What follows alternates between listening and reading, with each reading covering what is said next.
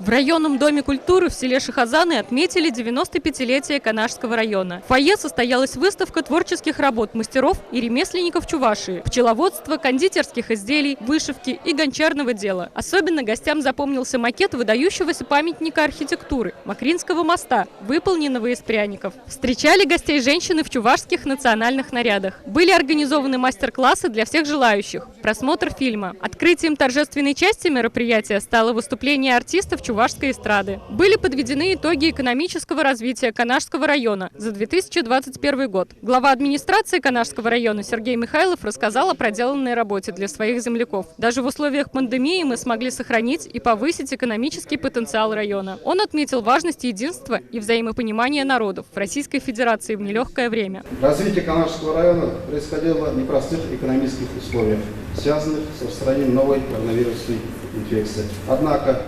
характеризуется положительным направлением во многих важнейших показателях. На территории прошлого года района эффективно реализовались 20 муниципальных программ на общую сумму более 1 миллиарда рублей. Бюджет Канашского района поступил в доходе в сумме 1 миллиард 800 тысяч рублей, в том числе налоговые и неналоговые доходы на 166 миллионов рублей. Поступление собственных доходов, вы видите на слайде, составило с процентным соотношением около 16%, выше уровня 2020 года. В целом, консолидированный бюджет Канашского района в прошлом году исполнен приблизительно в сумме 38 миллионов рублей.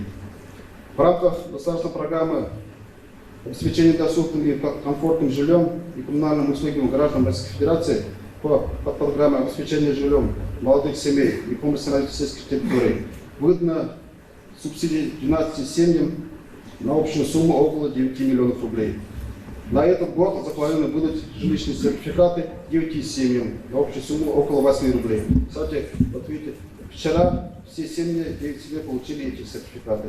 Основным приоритетом Канашский район признает социально-экономическое развитие, поддержку малоимущих граждан, многодетных семей, местного сельхозпредпринимательства. В прошлом году жильем были обеспечены 12 семей в рамках федеральной госпрограммы, а также 4 семьям построены частные дома. На обеспечение жилищными помещениями многодетных семей, имеющих 5 и более несовершеннолетних детей, в прошлом году 4 семьям построены жилые дома. Это на территории Асфинского, Малокибельского, Слободановского сельского поселения. На этот год запланировано обеспечение жильем одной семьи, это в одном сельском поселении. Для детей-сирот в прошлом году представлено 18 благоустроенных жилых помещений на общую сумму около 19 миллионов рублей. На этот год запланировано обеспечение 7 жилыми помещениями. На эти цели выделены финансовые средства около 10 миллионов рублей. 2 семьи получили сертификаты на строительство и приобретение жилья в сельской местности. На этот год запланировано выдать таких сертификатов еще 2 семьям. Также в прошлом году благоустроенным жильем обеспечена 1 малоимущая семья.